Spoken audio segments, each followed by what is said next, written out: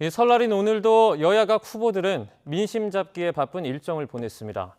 설 연휴 직전 여론조사에서 이재명, 윤석열 두 양강 후보의 지지율 격차가 좁혀진 만큼 설 연휴의 민심이 중요해진 상황인데요. 각각 청년과 안보 공약을 잇따라 내놓으며 표심 공략에 나서고 있습니다. 한편 관심을 모았던 두 후보 간의 1대1 토론은 무산됐는데요. 양측의 책임 공방 속에 내일은 이재명 후보가 김동연 후보와 양자 토론을 앞두고 있습니다. 대선을 한 달여 앞두고 맞은 설 연휴 두 분과 함께 민심의 변화 전망해 보겠습니다. 박창환 장한대 교수, 이종근 시사평론가 나오셨습니다. 어서 오세요. 오늘 설날 당일에도 이 후보들의 민심 잡기 행보가 바쁘게 돌아갔습니다. 먼저 이재명 후보부터 살펴보겠습니다. 이 후보 같은 경우에는 오늘 고향인 안동을 찾아서 성묘를 하고 이 정치인회를 방문을 했습니다. 이 명절인 만큼 고향 민심 공략에 나선 것으로 보이죠? 네, 사실 이재명 후보는 이제 민주당 후보입니다. 네. 민주당 후보가 TK 지역에서 지난 문재인 대통령이 후보 시절에 21% 정도 득표를 했었거든요. 네. 그렇게 본다면은 30% 정도는 해야지 그래도 이재명 후보로서는 자신의 고향 지역에서 성과를 내야 될 필요성이 있는 거죠. 그런 측면에서 본다면은 이번 이제 설날에 안동에 가서 경북 지역 발전에 대한 7대 공약 얘기하면서 지지를 호소한 것은 자신의 어떤 상징성, 또 고향에서의 체면 이런 걸 좀 지켜달라. 나를 좀 최소한 이 정도는 해줘야 되지 않겠느냐. 이런 어떤 이제 호소인데 취약 지역에서 30%를 득표할 수 있다 그러면 이재명 후보로서는 더할 나위 없이 좋은 거겠죠. 이제 그런 측면에서 오늘 좀 무게감을 두고 설날 특별하게 특히 안동 지역을 방문한 것은 그런 의미를 담고 있다 이렇게 평가할 수 있을 것 같습니다. 네, 그러면 윤석열 후보는 오늘 이 강화도 최북단이죠. 강화 평화 전망대를 찾았고요. 또 어제는 이 서해 피격 공무원 유가족을 만났습니다. 보시는 것처럼 안보 행세를 강화하고 있는 모양새거든요. 그뿐만 아니라 얼마 전에 이 선제 타격론을 또 언급을 했었는데 어제는 사드 추가 배치 공약을 또 내놨습니다. 이어지는 안보 행보 좀 어떻게 평가하십니까? 일단 윤석열 후보가 이제 당내 문제를 좀 해결을 하고 공약을 이제 내놓기 시작합니다. 그런데 공약과 관련해서 국민들이 바라봤을 때 어느 시점부터는 이재명 후보와 윤석열 후보의 공약이 차이가 없다라는 그런 이 시각을 갖고 있어요. 왜냐하면 이재명 후보도 이 문재인 정부의 부동산 정책을 굉장히 많이 뒤집고 속을 들여다보면 국민의힘이 주장한 대로 세금을 유예한다든지 축소한다든지 이런 정책을 펴내고 있습니다. 또 윤석열 후보도 그에 못지않게 예를 들어서 현금성 그런 어떤 지원이라든지 이런 부분들 이재명 후보가 내놨던 부분들을 계속 내놨단 말이죠. 그런데 중요한 건 사실 이제부터예요. 그러니까 서로 간의 확장성 때문에 그렇게 부딪혔습니다. 그리고 확장성이 어느 정도 이제 여론조사 말씀을 드리겠지만 이제 고착화되기 시작했어요. 그야말로 이 부동층, 스윙 보터들만 남아 있는 어떤 상황입니다. 그렇다면 이제부터는 자신이 정말 특화된 그런 이 정체성도 드러낼 수 있는 정책을 보여야 된다. 그래서 윤 후보가 지금 할 수 있는 것은 경제 문제와 안보 문제 두 축을 갖고 특히나 안보 문제는 최근 들어서 이 북한이 7차례나 지금 도발을 감행했거든요. 그렇기 때문에 안보 문제와 관련해서는 확실하게 이재명 후보와 각을 세우면서 차별화할 수 있다라는 그런 지금 포지셔닝을 과감하게 지금 보이는 게 아닌가 싶습니다. 네, 이제 평론가님께서 이제 공약 대결 관련된 부분을 말씀해 주셨는데요. 이해 질사라 이재명 후보도 청년 관련된 공약을 내놨습니다. 어제는 사법고시 일부를 부활하겠다 이런 공약을 내놓기도 했는데요. 이에 대해서 윤석열 후보는 사시부활은 너무 막연하다 이렇게 입장을 밝혔고요. 심상정 후보도 사실 이 노무현 사법개혁의 핵심이 이 사시 폐지지 않습니까? 그렇기 때문에 이를 번복하는 건 자기 모순이다 이렇게 비판을 하고 있는 상황입니다. 이재명 후보의 사법고시 부활 카드 이건 어떻게 보십니까? 사실 이재명 후보로서는 지난 지지율이 상승세에 있을 때 20대 청년들의 마음을 사로잡지 못하고 내분이 끝난 이후에 허무하게 지지층을 뺏겼거든요. 지지율이 이제 하락을 했는데 그런 점에서 청년 공약을 그 동안에 이제 계속 내왔지만 그럼에도 불구하고 이렇게 상승이 잘 안 됐습니다. 근데 이제 이번에 경북 지역을 방문하고 또 청년 공약 중에 대표 공약으로 또 사법고시 부활 카드를 내건 거는 네. 굉장히 상징적 의미가 있다고 봐요. 그러니까 이제 노무현 대통령 시절에 도입된 정책을 20년이 지난 지금 이재명 후보가 내는 게 어폐가 난다. 이게 뭐가 원칙이 안 맞는 거 아니냐라고 하는 거는 세월이 이미 흘렀다라는 거예요. 네. 그러니까 과거에 사법고시 폐지가 논의가 됐을 때는 소위 말해서 국민들의 법률 서비스의 접근성 그리고 법률인의 다양성 이런 부분들에서 이제 필요성이 당시에 제기가 됐었는데 네. 그 당시에도 논란이 굉장히 많았던 측면이고 막상 시행되고 나니까 우려했던 측면들이 고스란히 드러나고 있는 측면이 있습니다. 일단은 청년들이 느낄 수 있는 즉 계층 이동의 사다리 그러니까 소위 가난한 사람들이 전문직으로 또는 부자로 올라갈 수 있는 사다리 하나가 치워졌다라고 하는 그런 평가가 분명하게 내려졌고 또 하나는 이 로스쿨이 도입된 이후에 거대 로펌의 영향력이 엄청나게 컸다는 겁니다. 결과적으로 국민들의 법률 서비스가 확대되고 넓어졌다는 측면보다 그런 득보다 오히려 그 법조 카르텔 이런 거대 로펌들의 법조 카르텔만 오히려 더 강화되는 거 아니냐 이런 그 평가가 있기 때문에 뭐 저는 사법고시 이런 부활이라든지 그리고 로스쿨 간의 균형과 견제가 필요한 거 아니냐라고 하는 측면에서 사시부활은 청년들의 어떤 그 공정 또 계층 이동의 사다리에 대한 갈망 이런 부분들을 일정하게 저는 담고 있다 이런 평가를 하고 싶습니다. 네. 다만 윤석열 후보가 너무 막연하다라고 얘기하는 거는 아마 7자 그 카드 그 단문 정책 그것 때문에 그런 것 같은데 사실 단문 정책의 원조는 윤석열 후보 아닙니까? 네. 뭐 여가부 폐지, 뭐 그다음에 병사 월급 200만 원 사실 막연했거든요. 그래서 어떤 식으로 그 정책을 달성할 것인가에 대해서 추구적인 어떤 이야기들이 없었기 때문인데 뭐 마찬가지죠. 이재명 후보도 사시 부활 이것만 얘기했지 그 뒤에 이제 구체적인 내용을 아직 안 내놓고 있기 때문에 막연하다는 비판은 당연히 나올 수밖에 없다고 봅니다. 그런데 네. 사실은 이건 서로가 다 막연한 거예요. 이제 앞으로 이 막연한 부분들을 국민들에게 입증을 해야 됩니다. 어떻게 지금의 그런 문제점들을 해소하면서 본인이 단문으로 내놨던 그 정책들을 달성할 수 있는지를 결국은 그 과정은 공약이라든지 또는 TV 토론 과정에서 이 부분은 나타날 수밖에 없다. 그리고 앞서서 그 사드 추가 배치 같은 경우에도 네. 뜨거운 핫 이슈를 저는 윤석열 후보가 던졌다고 보거든요. 득과 실이 분명히 있고 여기에 대해서는 TV 토론에서 아마 치열한 그 난타전이 있을 것 같기 때문에 지금 이제 내놓는 정책들은 이제는 그냥 막연한 정책이 아니라 어떻게라고 하는 그리고 그것의 효율성이라고 하는 네. 현실 가능성이라고 하는 측면에서 2월 3일 날 있을 이 사자 토론회에 뜨거운 이슈로 이 모든 것들이 담겨지게 될 것 같으니까 국민들로서는 판단할 수 있는 좋은 기회가 될 것 같습니다. 네. 또 이제 토론 관련된 말씀을 해주셔서요. 사실 어제가 양자 토론이 진행될 그런 예정인 날이지 않았습니까? 그런데 어쨌든 뭐 자료 지참 여부를 두고 결국 입장차를 좁히지 못하면서 이 양자 토론이 무산이 됐습니다.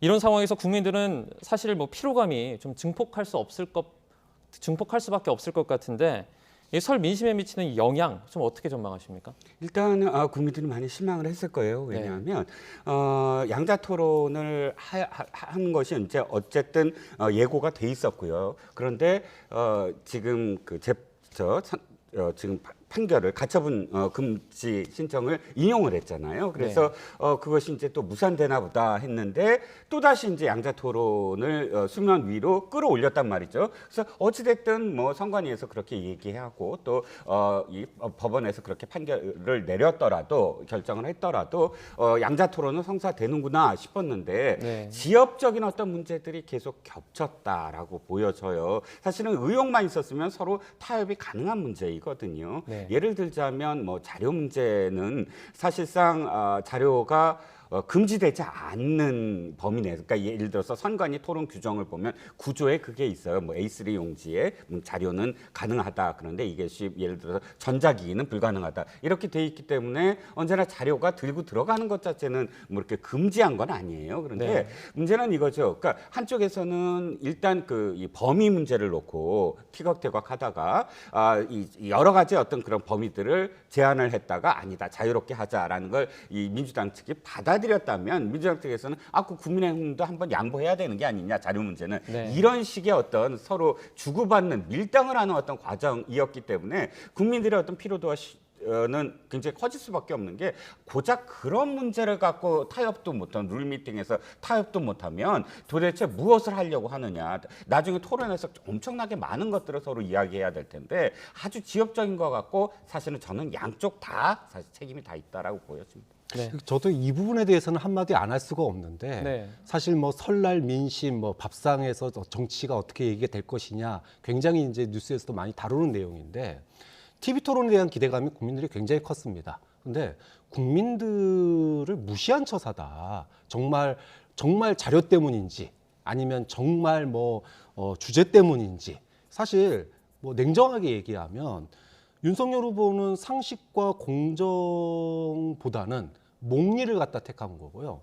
이재명 후보는 다른 건 다 유연한데 대장동만은 유연하지 않더라. 이런 인상만 남겼어요. 결과적으로. 네. 그럼 양 후보가 국민들의 선택권, 국민들의 검증에 대한 갈망 이런 그런 것들은 외면하고 자신들의 어떤 그 지지율 수싸움 여기에만 매몰돼서 할 것처럼 법원에서 양자 토론 하지 말라고까지 얘기했음에도 불구하고 꼼수까지 부려가면서 추진했던 이 토론이 그 안에는 국민은 안중에 없었다. 자신들의 지지율만 오로지 수싸움만 하다가 끝났기 때문에 이 부분은 뭐 국민들에게 설날에 굉장히 어떻게 보면은 국민들을 좀 모욕했다라는 생각까지 들 정도로 네. 굉장히 기분 나쁘고 국민들로서는 양강 이 후보들에게 질타를 가할 수밖에 없는 부분이라고 봅니다. 네. 뭐 교수님 말씀대로 뭐 할 것처럼 하다가 하지 않았다 이런 말씀은 일단 양쪽 다 뭐 그렇게 그 추진력이 그 뭐 크게 서로 이렇게 의도하지 않았다 이런 의도로 제가 보이는데 이렇게 추진력이 좋지 않았던 좀 배경이 있을까요? 물론 이제 여러 가지 이유가 있겠습니다. 뭐 제가 봤을 때 가장 큰 이유는 네. 일단 중계가 무산됐어요. 그러니까 원래는 유튜브뿐만 아니라 종편에서도 중계를 할 것처럼 얘기가 됐었기 때문에 뭐 사실상 TV 토론이 되겠구나라고 생각을 했었는데 선관위에서 유권 해석을 하면서 안 하는 것으로 이렇게 얘기가 되다 보니까 사실상 그 토론의 어떤 기대감, 그러니까 양 후보들이 자신들을 집중적으로 조명해 줄 수 있는 그 수단이 상실됨으로 인해서 일단 김이 한번 빠졌고요. 네. 그럼에도 불구하고 사실은 하려면 할 수 있었는데 이때부터는 뭐 제가 아까도 말씀드렸지만 국민들의 이 판단은 안중에 없었다. 오로지 수싸움. 자신들에게 유리하게 토론을 어떻게 하면 진행할 수 있을까. 이 계산만 하다가 결국은 뭐 싸우다가 날 샜다. 이렇게 평가할 수밖에 없겠죠. 네. 대신에 뭐 민주당 이재명 후보와 이제 새로운 물결 김동연 후보가 첫 토론에 나서게 됩니다. 내일 저녁인데요. 정치, 경제, 외교, 안보 이렇게 세 분야로 주제를 좁혔고요. 뭐 첫 번째 대선 후보 토론입니다. 이 두 후보에게 어쨌든 각각 좀 어떤 영향을 줄 걸로 전망을 하십니까? 이재명 후보에게는 이 여러 경선 후보들끼리의 어떤 모습밖에는 못 보여줬잖아요. 네. 지금 한계가. 근데 대선 토론으로 본선이 왔습니다. 그러면 최초로 예를 들어서 1시간 그러면 1시간에서 30분을 쓸 수가 있잖아요. 그럼 자신한테 주목도를 높일 수가 있고 자신이 지금까지 정책 얘기를 뭐 이렇게 토론에서 꺼내놓을 수 있는 그런 장이 마련됐다라고 할 수가 있겠고요. 김동연 후보에게는 가장 더 좋은 기회죠. 왜냐하면 인지도도 높일 수가 있고 주목도도 높일 수가 있고 워낙에 지금 뭐 오자기 여론조사 결과에서도 가장 지금 상대적으로 낮은 그런 수치가 나오니까 이번을 기회를 삼겠다라는 것인데 그렇다고 해서 정말 과연 이것이 그러니까 주목도를 높일까 하는 건 저는 좀 회의적이에요. 왜냐하면 지금 관전 포인트는 김동연 후보한테 있어요. 즉 이재명 후보야 우리가 예측 가능하잖아요. 어떤 부분에서 어떻게 하겠다. 그렇다고 이재명 후보가 김동연 후보를 막 이 각을 세워서 공격할 것 같지는 않아요. 그러면 김동연 후보가 각을 세울 것이냐, 이재명 후보를 막 각을 세워서 공격을 하고 그다음에 차별화를 꾀할 것이냐, 아니면 자신의 정책을 쭉 이야기하는 선에서 그칠 것이냐에 따라서 어떻게 해석이 가능하냐면 김동연 후보가 끝까지 갈 거다. 아니면 김동연 후보가 뭐 송영길 민주당 대표가 얘기하는 대로 연대의 수순으로 갈 거다라는 그 김동연 후보의 어떤 태도에 따라서 그렇게 예측 가능한 또 그 지점도 있을 것이다라는 생각입니다. 네. 뭐 평론가님께서 말씀해 주셨는데요. 일단 관전 포인트 얘기가 나와서 제가 뭐 교수님께도 한번 여쭤보겠습니다. 사실 뭐 시정이나 도정에서 보여준 어떤 뭐 추진력이나 행정력 이런 것을 강점으로 꼽고 있는 이재명 후보 그리고 이 문재인 정부 초대 경제부총리 출신의 김동연 후보 서로 강점이 상당히 뚜렷하거든요. 이번에 토론의 관전 포인트를 좀 어디에 두면 좋을까요? 저도 비슷한 생각입니다. 일단 뭐 꽁 대신 닭이라고 이 양자 토론이 무산되면서 어떻게 보면은 처음 있는 대선 후보 토론이지 않습니까? 네. 주목도가 높을 수밖에 없죠.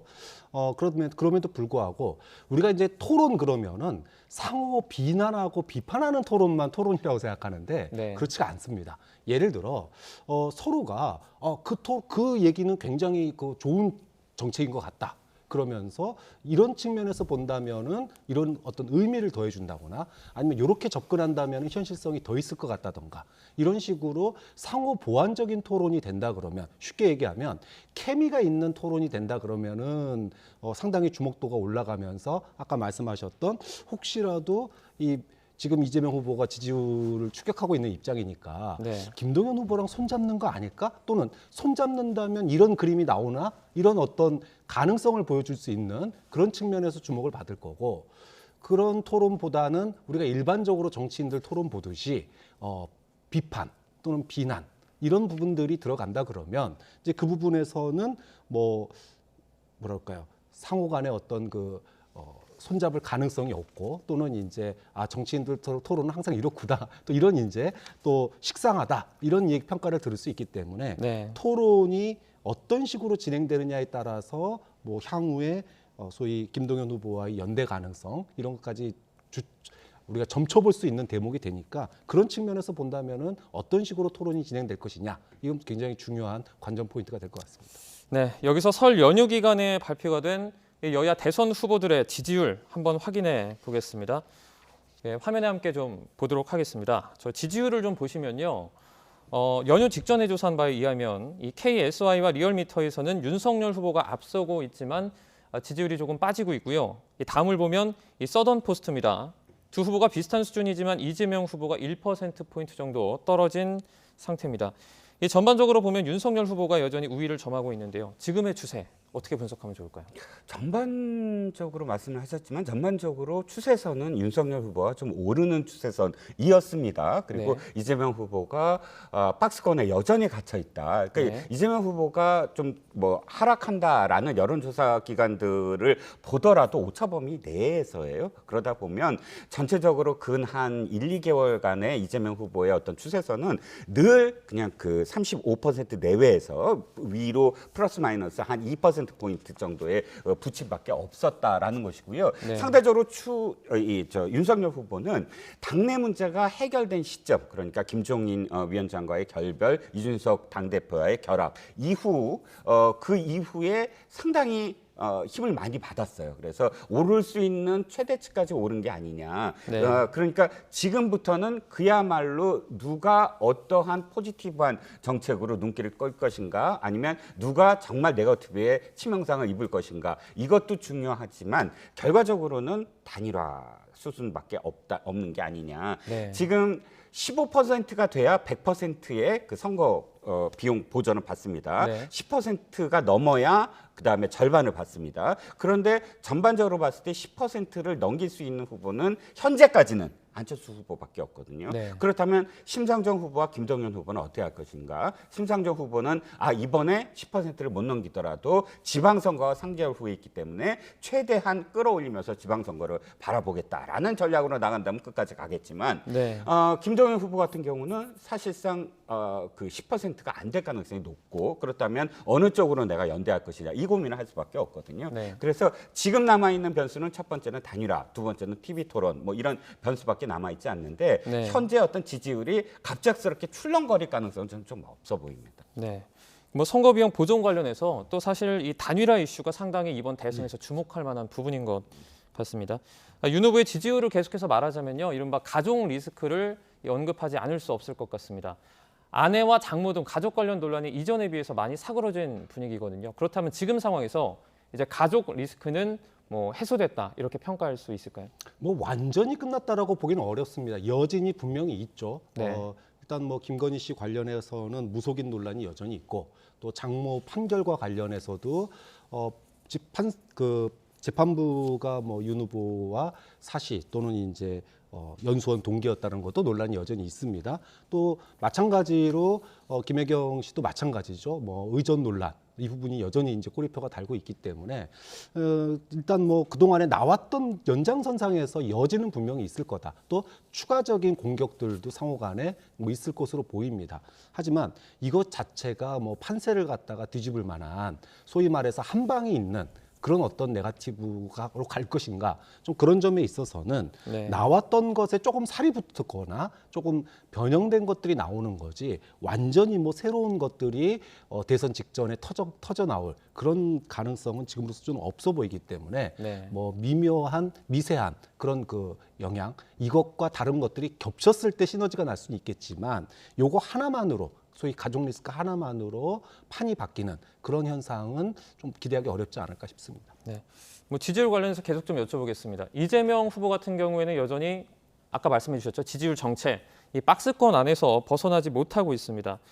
지지율이 더 떨어지지도 않고요. 더 오르지도 않고 있는 상황인데요. 사실 이전과 비교했을 때는 뭐 관련된 공약, 대선 정책들이 상당히 이전에 비해서 많이 나오고 있는 상황이거든요. 그럼에도 높아지지 않은 이 지지율, 이유가 뭐라고 보십니까?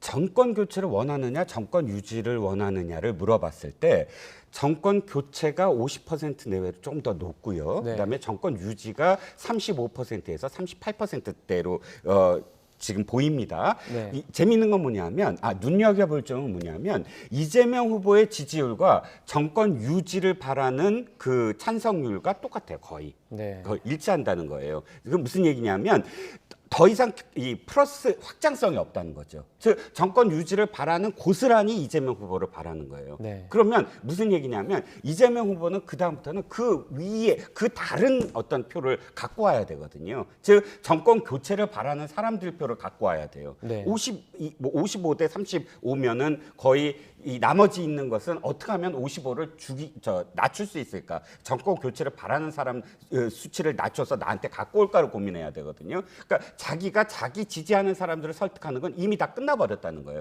네. 그러면 그게 다시 말씀드리면 확장성인데 확장성을 하려면 그러니까 정권 교체를 원하는 사람 중에 갖고 오려면 방법은 한 가지밖에 없어요. 문재인 정부와 차별화를 해야 돼요. 지금 부동산 정책 얘기가 나오지만 네. 그럼에도 불구하고 아직도 정권 교체를 바라는 사람들의 마음 거기서 뺏어올 어떤 의제를 던지지 못하고 있다라는 겁니다. 노무현 대통령이나 혹은 박근혜 대통령이 정권을 승계한 사람들인데 그 사람들이 정권을 승계하면서도 왜 승계를 했냐 하면 바로 그 자신의 진영과 같은 그런 전임 대통령을 사실은 비판했거든요. 그리고 그 정책을 다르게 하겠다라고 설득을 했거든요. 근데 지금 이재명 후보는 아직도 문재인 정부와 차별화하지 못하고 있는 점이 바로 박스권에 갇힌 가장 큰 원인이 아닌가 싶습니다. 네.